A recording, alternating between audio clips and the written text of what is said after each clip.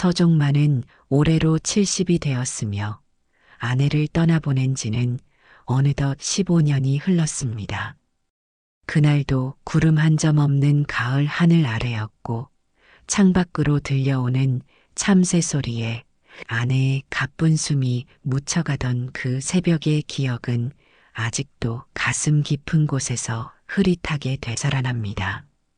암이라는 말이 처음 들렸을 때보다 병원 복도를 따라 휠체어를 밀던 손끝에 남은 체온이 사라진 순간이 더 무겁게 남았고, 그렇게 아내가 없어진 집은 순간부터 모든 소리가 빠져나간 듯 허전해졌습니다.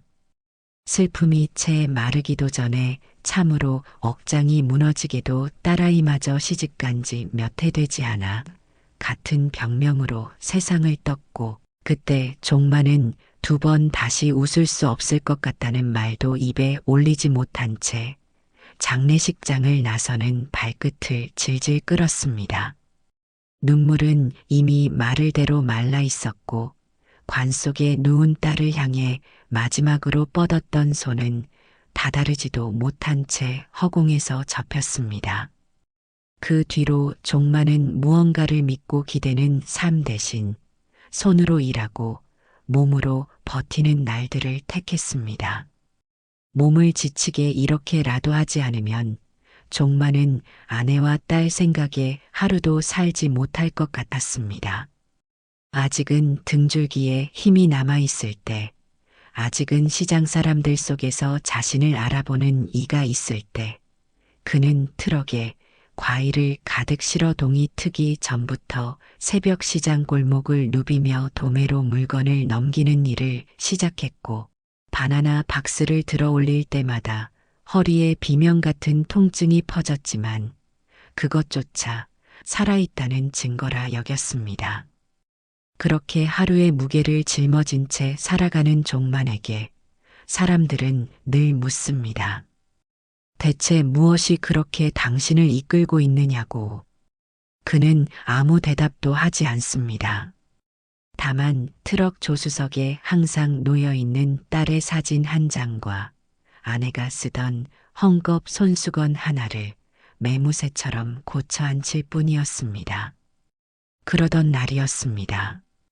비 오는 날의 시골 국도는 평소보다 더 깊은 정적을 품고 있었습니다.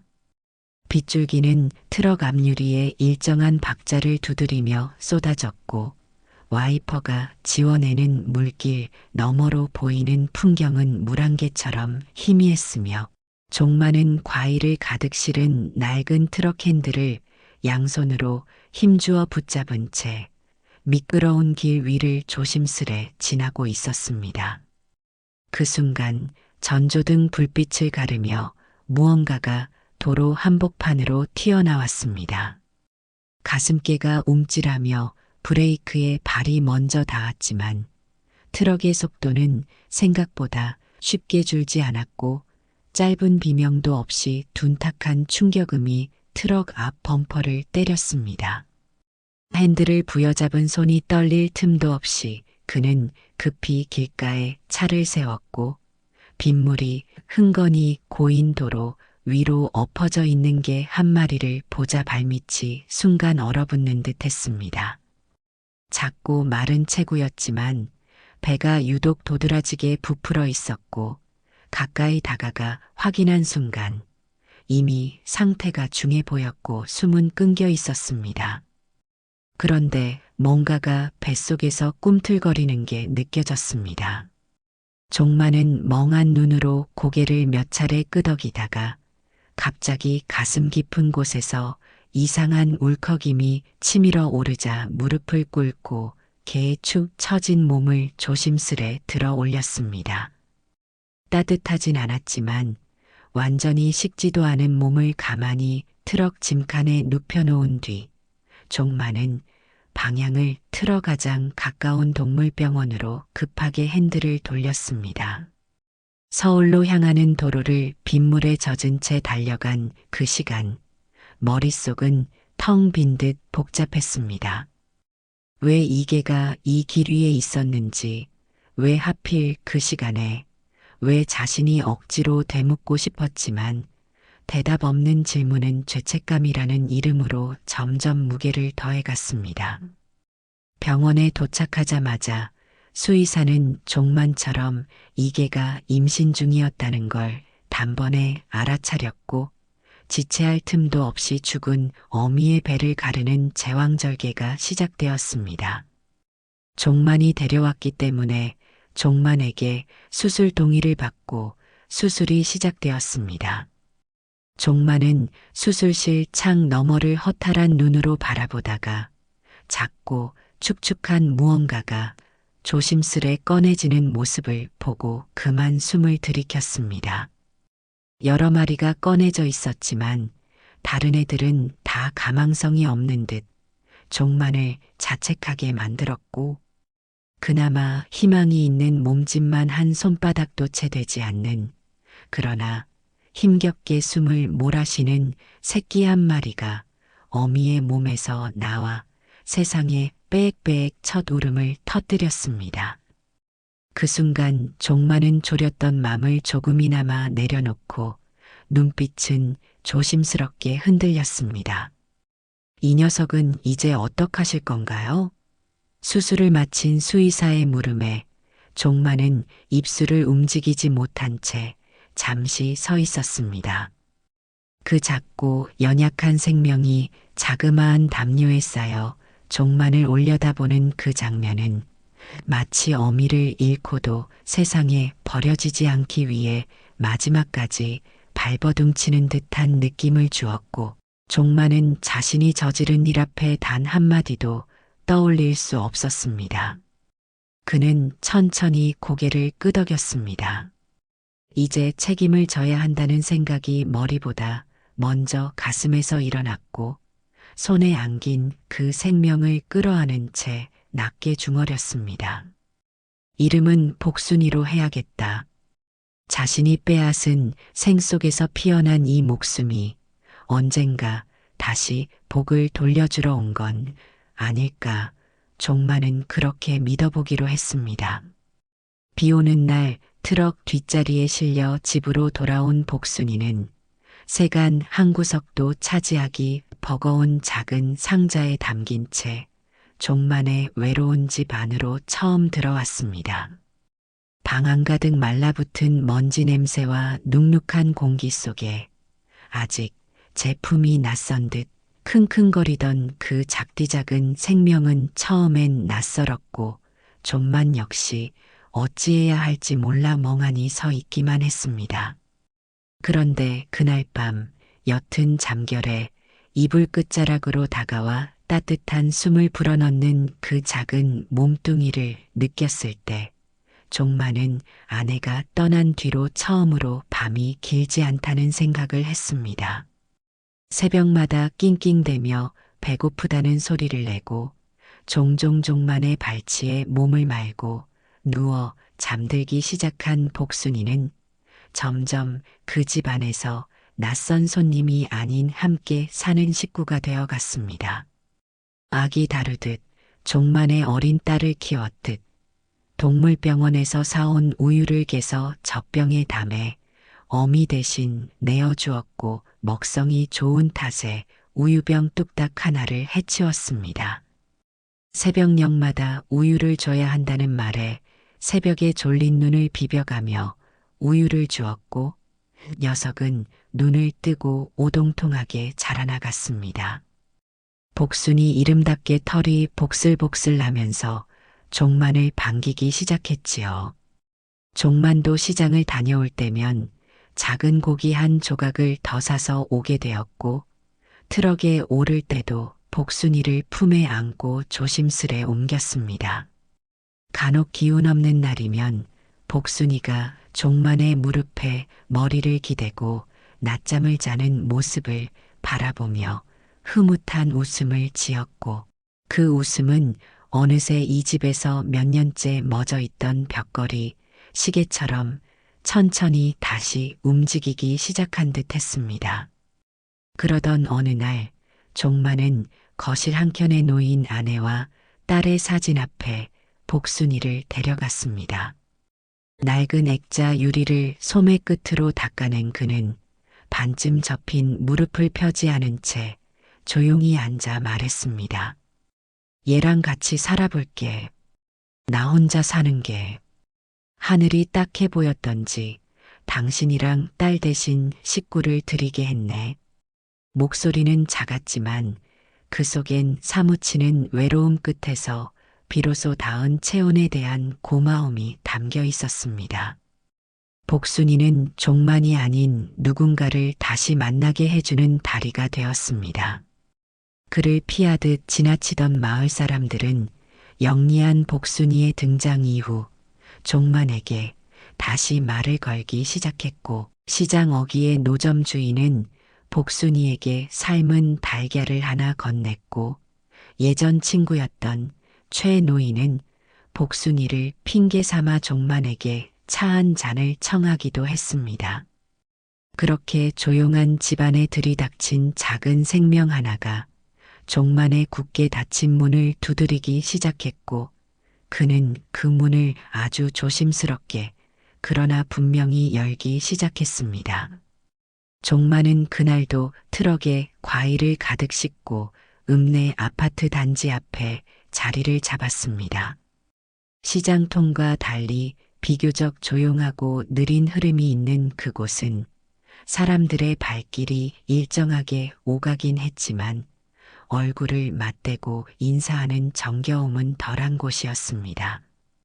그는 천막을 반쯤 펼치고 사과 박스를 트럭 옆 바닥에 내려놓으며 바나나와 귤 상자를 차곡차곡 정돈해 진열을 시작했습니다. 복순이는 어느새 익숙해진 듯 트럭 옆 그늘진 자리에 얌전히 앉아 있었고 종만은 느긋하게 손바닥을 털며 잠시 숨을 골랐습니다. 그러던 중 아파트 단지 계단 쪽에서 한 여성이 천천히 걸어오는 것이 눈에 들어왔습니다.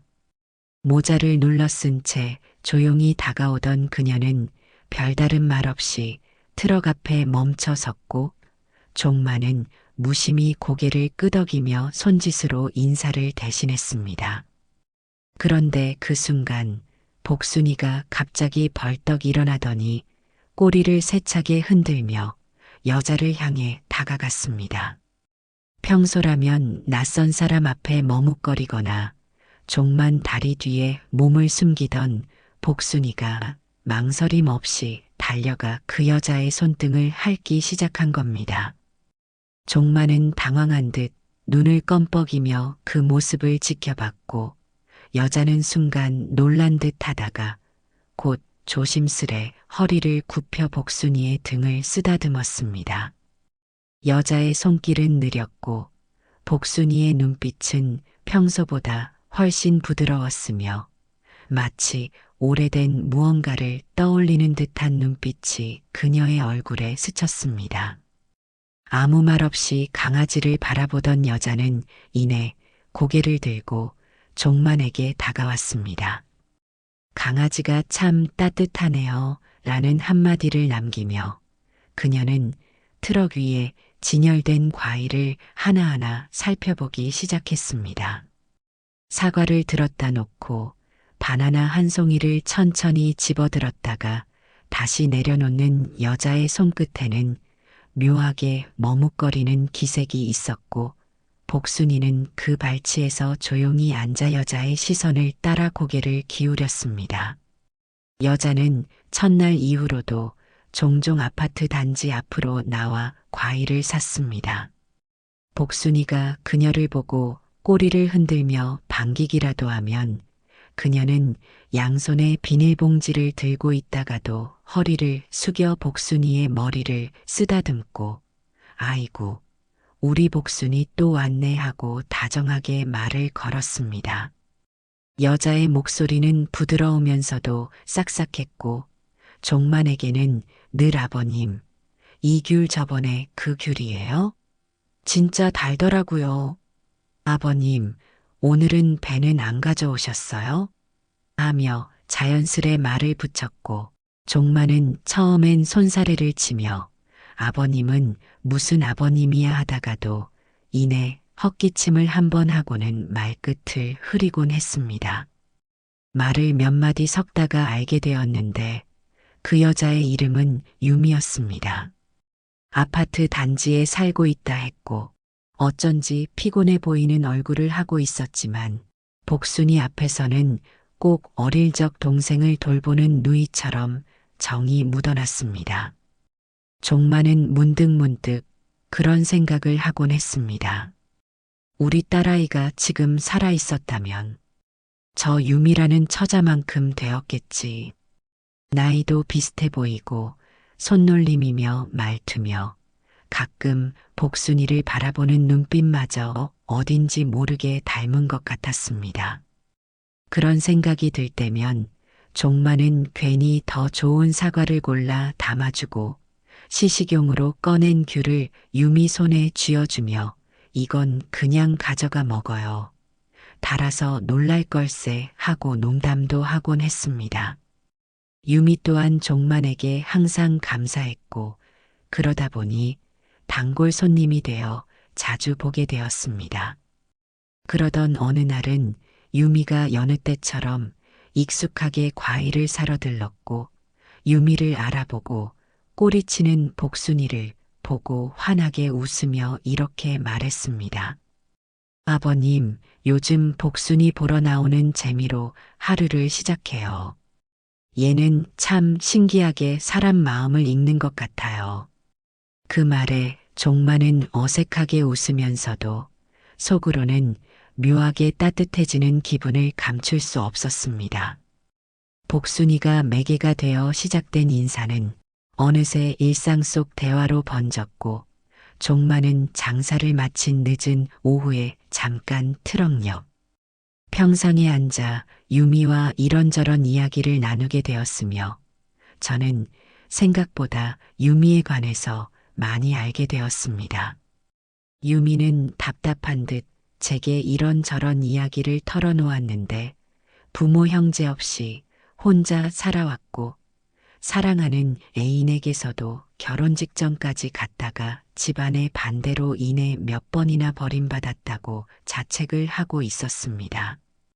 그것은 절대로 유미의 잘못이 아니라고 종만이는 짚어주고 유미에게 위로를 해주었고 그러다가 종만의 속사정도 얘기를 하게 되었는데 피 한 방울 섞이지 않는 남남이고 연령도 너무나도 차이가 많이 나는 사람들이었지만 두 사람 사이의 거리는 시간이 흐를수록 서서히 사람 대 사람으로 분명하게 가까워지고 있었습니다.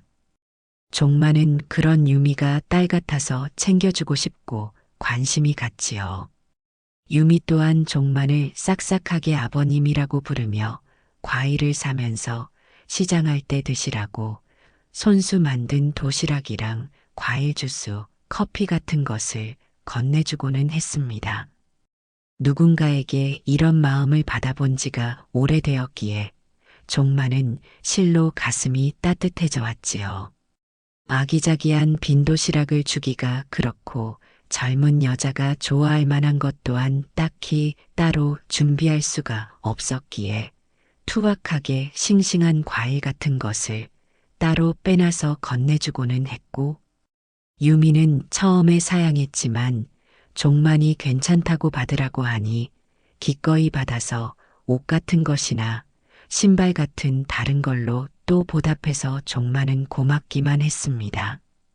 그런 때 늦은 오후 해가 산 너머로 기울고 나뭇가지 사이로 긴 그림자가 들이오던 시각 종만은 과일을 거의 다 팔고 빈 박스를 정리한 뒤 트럭 짐칸 문을 잠그고 조용히 시동을 걸었습니다.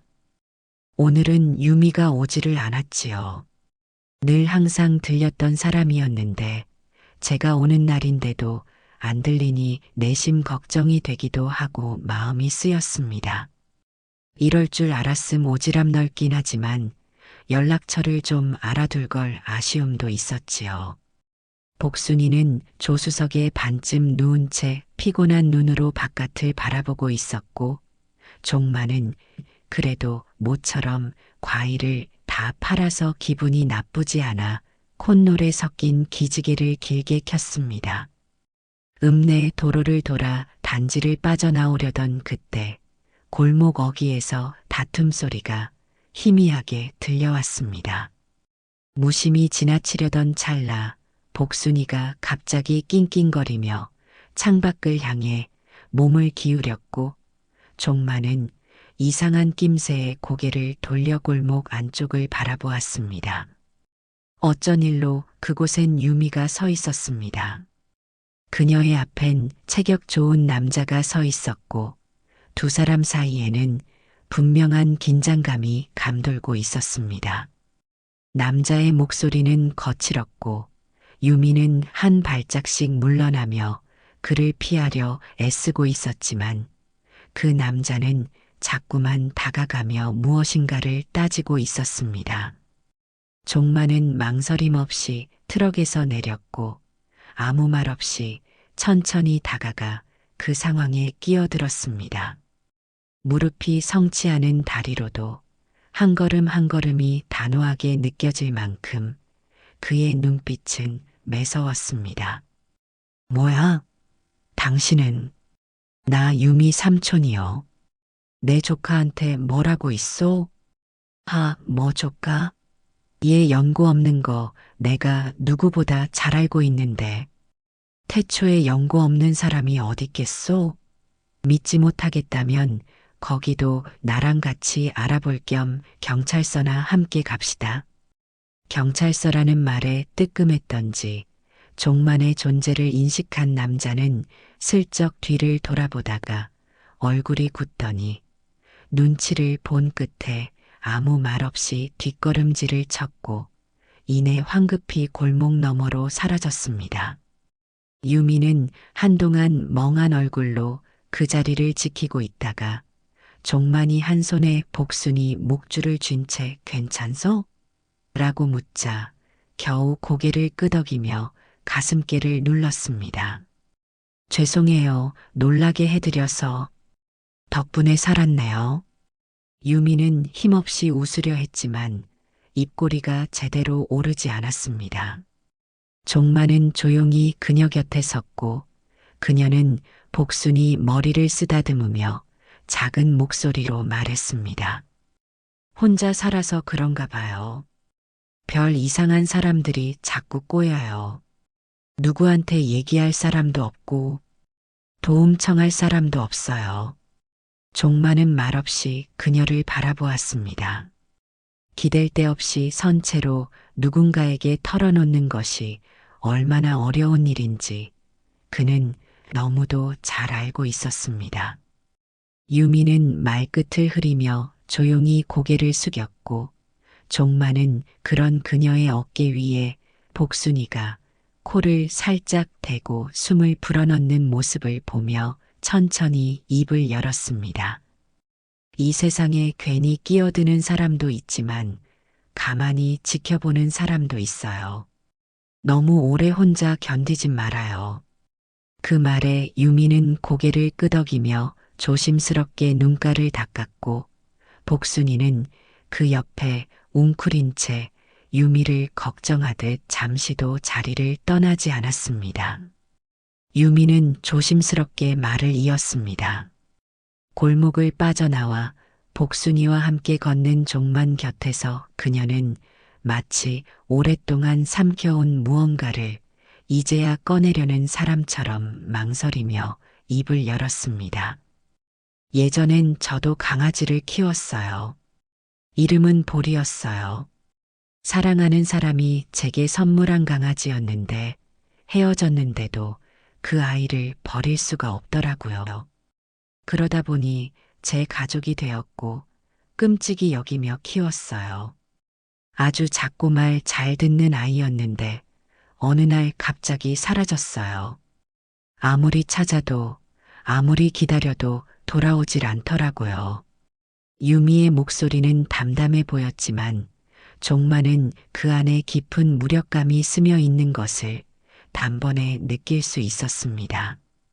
그녀는 말을 이어가려다 한숨을 쉬었고 그 순간 복순이가 유미 다리에 몸을 기댄 채 조용히 그녀를 바라보았습니다. 유미는 그런 복순이의 등을 천천히 쓸어내리며 말했습니다.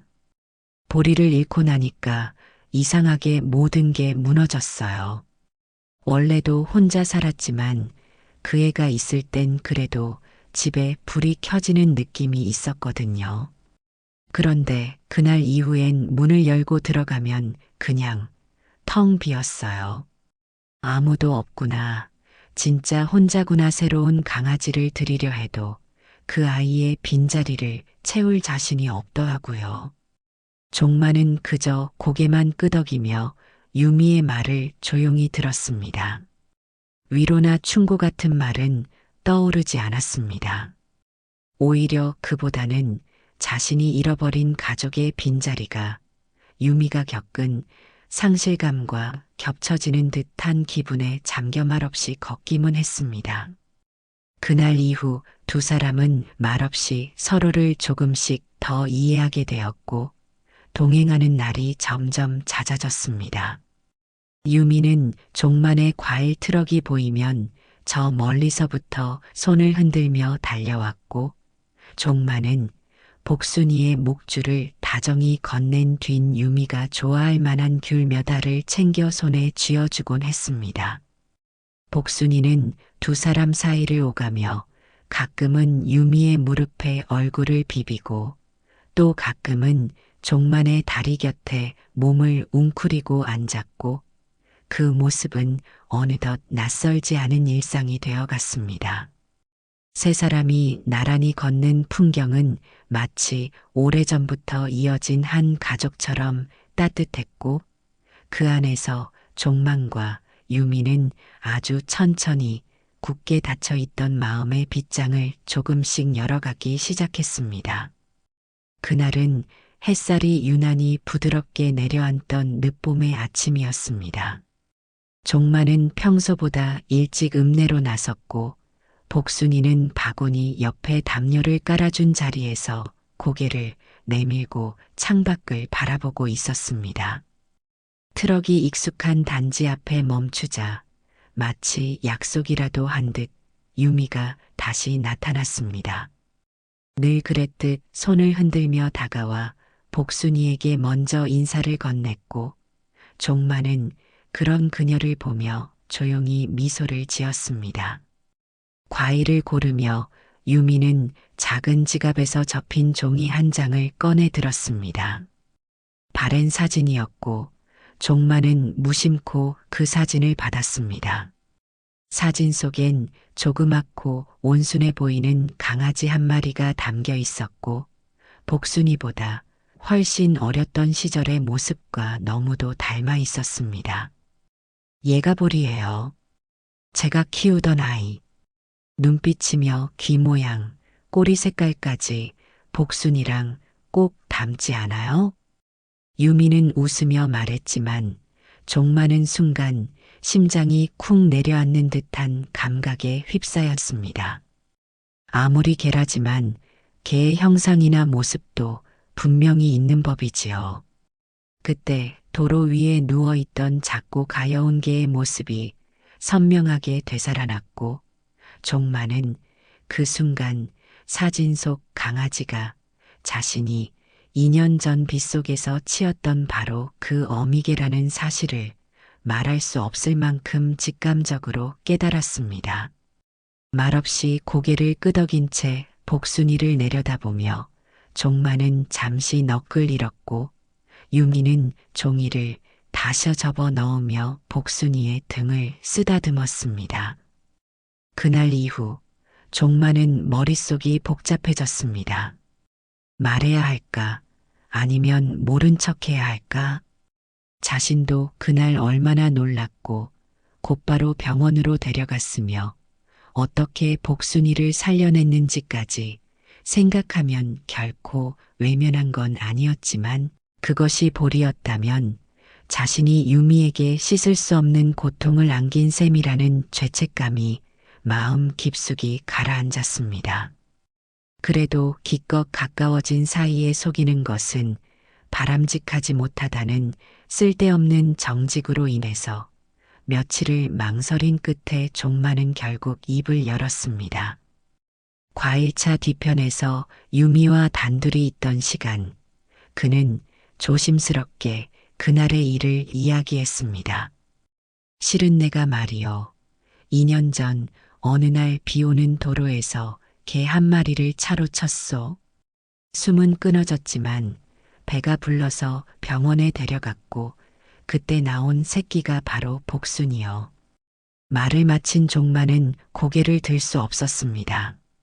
자신이 그토록 소중히 여겨온 인연의 시작이 유미에게는 씻기 힘든 상실의 순간이었다는 사실에 입술을 질끈 깨물었고 유미는 충격으로 눈이 커졌지만 애써 침착한 채 말없이 그 말을 듣고 있었습니다.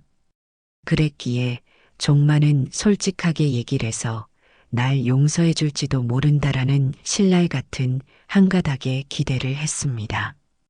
허나 유미는 천천히 고개를 들었지만 종만이 기대했던 따뜻한 이해나 고개 끄덕임은 없었습니다. 유미의 표정은 그 어느 때보다도 냉정했고 입술은 굳게 닫혀 있었으며 복순이를 향하던 손도 서서히 멈췄습니다. 그랬군요. 내 가족 같은 아이가 그렇게 비참하게 내 곁을 떠나다니. 몰랐어요. 복순이가 어쩐지 낯설지 않더라니. 미안합니다. 사과하지 마세요. 이만 가볼게요. 충격을 받았던지 유미는 조용히 그렇게 말하곤 뒤돌아서 천천히 골목 너머로 사라졌습니다. 그날 이후 유미는 과일차가 와도 나오지 않았습니다. 복순이는 유미를 기다리는 듯 멀리 골목을 향해 꼬리를 흔들곤 했지만 기다리는 종만의 마음은 점점 무거워졌고 손에 익은 귤을 하나하나 정리하며 그늘 속에 앉아있는 날들이 반복되었습니다. 며칠이 지나고 다시 몇 주가 흘렀고 계절은 어느덧 여름의 초입으로 향해 갔지만 유미의 발걸음은 끝내 그 자리로 돌아오지 않았습니다. 그렇게 몇 달이 흘러갔고 종만은 자신이 다시는 딸 같던 유미를 볼 수 없을지도 모른다는 생각에 가슴 한구석이 먹먹해지곤 했습니다. 차라리 말하지 않는 편이 나았을까? 나도 가족을 잃은 고통을 누구보다 잘 아는데 차라리 모르는 게 약일 수도 있는데 왜 이리 경솔하게 생각을 했을까? 아니다. 그래도 솔직한 게 맞았을 거야. 다 알고도 숨기는 것은 기만하는 것이나 다름없다. 그리 생각하면서 저는 몇 번이고 마음을 고쳐먹고 다잡았습니다. 유미의 얼굴을 한 번만 더 보고 다시 한번 진심 어린 그저 미안하다는 말 한마디만 전하자며 복순이를 품에 안고 아파트 단지로 향했습니다. 복순이도 그 골목을 기억하는 듯 차에서 내리자마자 망설임 없이 유미의 동을 향해 앞서 걸었고 종만은 그 뒤를 조용히 따라갔습니다. 초인종 앞에 서서 손가락을 올리기까지 종만은 오래 망설였습니다. 배를 누르자 집안에서 인기척은 느껴졌지만 문은 열리지 않았습니다. 종만은 조심스럽게 다시 한번 배를 눌렀고 이번엔 안쪽에서 걸쇠가 덜컥 움직이는 소리와 함께 유미의 낮고 단호한 목소리가 들려왔습니다. 돌아가세요. 더는 오지 마세요. 다신 보지 않았음 좋겠습니다. 그 한마디가 종만의 가슴을 내려앉게 했습니다. 문은 끝내 열리지 않았고 복순이는 문 앞에서 낑낑거리며 앞발로 현관을 두드렸지만 안쪽은 적막했습니다. 종만은 복순이의 목줄을 조심스레 당겨보았지만 녀석은 문 앞에 웅크린 채 꿈쩍도 하지 않았습니다. 결국 해가 저물 무렵 그는 무거운 발걸음으로 복순이를 안고 집으로 돌아왔습니다. 문제는 그렇게 유미를 볼 수 없었던 그날 이후 복순이는 뭘 알았던지 눈에 띄게 달라졌습니다. 평소에는 사료를 보면 꼬리를 흔들며 달려들던 녀석이 입맛조차 들이지 않았고 물조차 마시지 않은 채 현관문 앞에서 멍하니 앉아 있었습니다. 종만이 아무리 불러도 복순이는 그 자리를 떠나지 않았고 낮에도 밤에도 문 쪽만 바라보며 작은 소리로 낑낑댔습니다. 종만은 복순이 옆에 무릎을 꿇고 조용히 몸을 만지다 말없이 고개를 떨궜습니다. 유미를 기다리는 거지? 어쩜 너도 알고 있나 보구나. 내가 네 어미를 쳐서 죽게 했으니 너 또한 내게 원망이 가득하겠구나. 너에게 제일 미안하다. 어미를 뺏었으니. 목소리는 쓸쓸했고 말끝이 닿기도 전에 눈시울이 벌겋게 물들었습니다. 복순이는 그런 저를 위로라도 하듯 제 손을 하차주었고 종만은 새삼 복순이를 쓰다듬으며 눈시울을 붉혔습니다. 그날 밤 종만은 거실 한 구석에 있는 오래된 책장 위 아내와 딸의 사진 앞에 앉았습니다. 액자 유리를 소매로 조심스럽게 닦아내며 그는 두 손을 모아 무릎 위에 올려놓고 오래도록 말없이 있다가 마치 기도를 올리듯 낮게 속삭였습니다. 내가 또 누군가를 다치게 했나보. 내 딸을 닮은 여자가 겨우 사람답게 웃기 시작했는데 내 손으로 또 마음을 찢어버렸어. 이제 그만 살아야 할까? 더는 누구한테도 상처 주지 말아야 하는데 살면 살아갈수록 씻지 못할 죄만 늘어나는구려. 그 말은 바람처럼 흘러가고 사진 속 아내와 딸은 여전히 아무 대답 없이 미소만 머금고 있었습니다. 그날 밤 종만은 거실에 등을 기댄 채 잠도 들지 못한 채로 하염없이 시간을 보냈고 복순이는 여전히 현관 앞을 지킨 채 작은 숨소리만 내고 있었습니다. 그날도 종만은 평소처럼 과일 상자를 트럭에 싣고 읍내 병원으로 향했습니다. 병원 지하 물류창고에 차를 대고 사과 박스를 옮기고 있던 그에게 병원 관계자가 다가와 인사를 건넸고 몇 마디 나누던 중 무심코 흘러나온 한마디에 종만의 손이 허공에서 멈췄습니다. 유미 씨요? 아, 그분 한 달에 한두 번 오세요. 자가 면역 질환 때문에요. 약으로 조절 가능한 병이긴 한데 솔직히 본인은 그걸 감당할 마음도 없으신 것 같아요. 치료비도 문제지만 사람이 그냥 놓아버린 느낌이랄까요? 가족도 없다 들었고 요즘엔 많이 안 좋아 보이시던데요. 그 말은 마치 심장을 찌르듯 종만의 가슴속 깊은 곳에 파고들었고 그는 짐을 내려놓고 트럭에 오르며 천천히 운전대를 붙잡았습니다. 병원 앞 도로를 벗어나 논길을 따라 집으로 향하는 길, 복순이는 조수석에 얌전히 누워 있었지만 종만은 평소와 달리 라디오도 틀지 않은 채 묵묵히 도로만 응시했습니다. 언제부터였는지 모를 싸늘한 후회가 발끝부터 가슴께를 타고 올라왔고 종만은 결국 신호등 앞에서 잠시 트럭을 멈춘 채 두 눈을 감았습니다. 차창 너머로 흐릿한 햇살이 쏟아졌고 그는 깊은 숨을 들이쉰 뒤 스스로에게 조용히 말했습니다. 내가 또 인연이 된 한 사람을 잃을 순 없지. 이번엔 그냥 놔둘 수 없어. 종만은 저녁에 장사를 마치고 돌아왔지만 평소보다 차분하게 복순이의 몸을 씻기고 목에 작은 리본을 하나 달아주었습니다. 복순이는 오랜만에 트럭에 오르는 걸 반가워하는 듯 꼬리를 흔들었고 종만은 말없이 조수석 문을 닫고 천천히 시동을 걸었습니다. 달빛이 내리기 시작한 골목을 따라 그는 다시 유미의 아파트로 향했습니다. 전에 걸었던 그 계단, 전에 멈췄던 그 현관 앞, 그리고 예전처럼 조용히 서서 배를 누르며 복순이의 목줄을 감아진 손에 작은 떨림이 일었습니다. 이번에는 끝내 문이 열리기를, 무언가가 다시 시작되기를, 그는 처음으로 그 앞에서 작게 속삭였습니다. 부탁이야 한 번만 다시 내게 기회를 줘. 복순이가 준 인연을 이렇게 잃고 싶지 않아. 작은 방 안은 커튼 한 자락도 제대로 거치지 않은 채로 무거운 공기에 눌려 있었고 햇살조차 제대로 스며들지 못한 실내는 마치 시간마저 멈춰버린 듯 정적에 잠겨 있었습니다.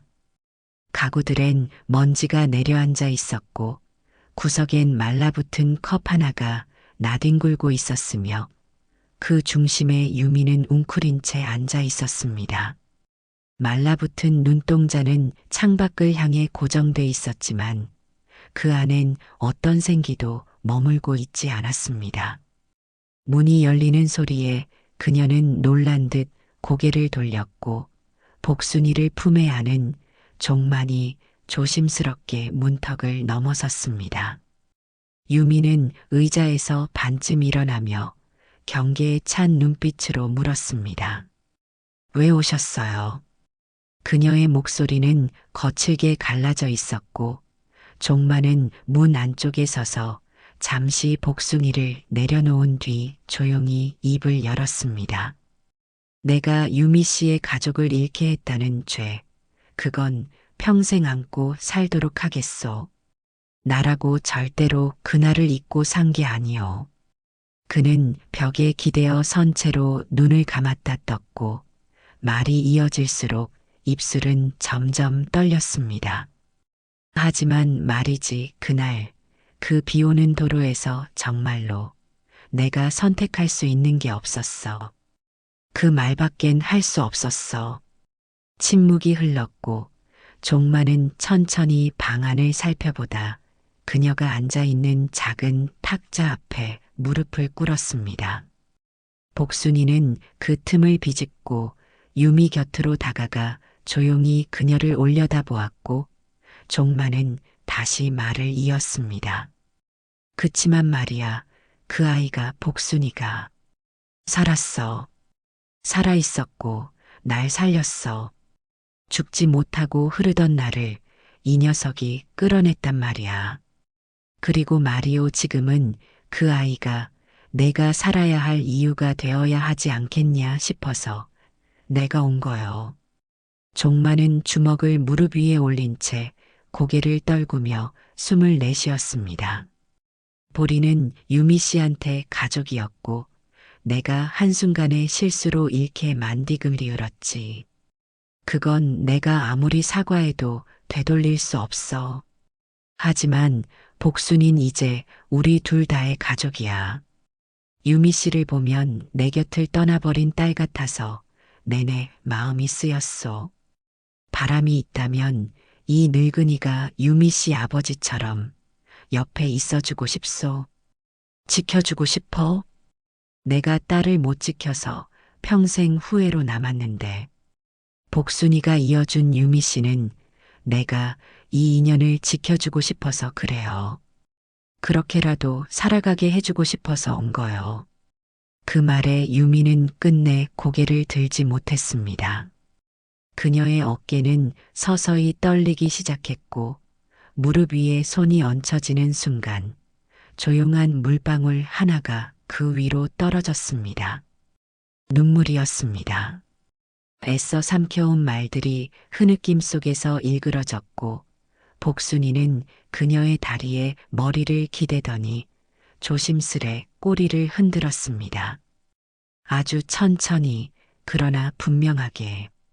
유미는 떨리는 숨을 내쉬며 입술을 달싹였고 잠시 머뭇거리다 말했습니다.